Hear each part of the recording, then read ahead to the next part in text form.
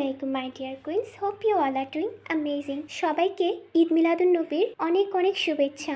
আজকে ঈদ মিলাদুন্নবী উপলক্ষে আমি রোজা ছিলাম, তাই অ্যালার্ম বাজা মাত্রই সেহরির জন্য উঠে গেলাম। সবার আগে খেজুরগুলো ধুয়ে নিলাম, তারপর সেহরি করে নিয়েছি। আজকে সেহরির আয়োজনটা খুবই সিম্পল। তারপরে ব্রাশ করে নিলাম, ব্রাশ করার পরে নাবিস ভিজিয়ে রাখছিলাম। নাবিস হচ্ছে একটি সুন্নতি ড্রিঙ্ক, যেটা আমরা সবাই জানি। অবশ্য এটা খেলে সারাদিনের ক্লান্তিও মুহূর্তেই চলে যায়। তো আমি নাবিসটা ভিজিয়ে রেখে দিব আর ইফতারের সময় এটাকে খাবো। তারপর ফজরের পরে আমি ঘুমিয়ে গিয়েছিলাম, আর যেহেতু আজকে রোজা ছিল, কাজও বেশি ছিল না, তাই আমি ঘুম থেকে একটু লেট উঠলাম। গাছটাকে পানি দিলাম, গাছটা আমাদের ভাইয়া এনেছিল। তারপর বাঙালির রোজা তো ডালের পেঁয়াজু ছাড়া অসম্পূর্ণ, তাই ডালটা ভিজিয়ে রেখে আমি নামাজ পড়তে লাগলাম। জোহরের নামাজ শেষ করে বাকি ইফতারের আয়োজন নিয়ে লেগে পড়বো। আজকে খুবই সিম্পল আয়োজন করব, কারণ আজকে বাসায় শুধু আমি আর আম্মু, তো দুজনের জন্য হালকা পাতলা। এই আলুর যে আইটেমটা আমি বানাচ্ছি, এটার সম্পূর্ণ রেসিপি যদি তোমরা চাও আমি অবশ্যই তোমাদের সাথে শেয়ার করব।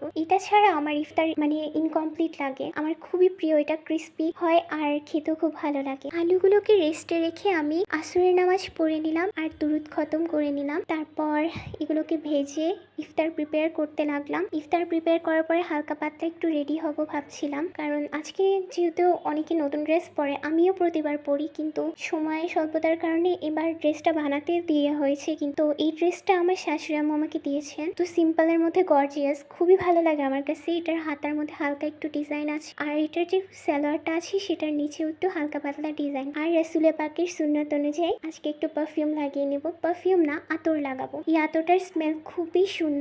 আমি এটা কোথাও পাচ্ছি না, জানি না এটা কোথা থেকে বাবা এনে দিয়েছিল, তো এটার রিপ্লেস হিসেবে আমি পারফিউমটা কিনেছিলাম। তারপর ইফতার করে নিলাম। ইফতারের পর সূরা মুহাম্মদ পড়লাম, পড়ে তারপরে চা না খেলে আমার হয়ই না, যেটা তোমরা জানো। আর আমার একটা স্বভাব আছে, ইফতার আমি একবারে খাই না, একটু একটু করে বারবার খাই। চার সাথে ইফতারের থাকা আইটেমগুলো খাচ্ছিলাম। একটু পরে ডিনার করে নিলাম। এই ছিল আজকের ব্লগ। আমাকে তোমাদের দোয়ায় স্মরণে রাখবে। নেক্সট ব্লগ আসা অব্দি স্টে ব্লেসড।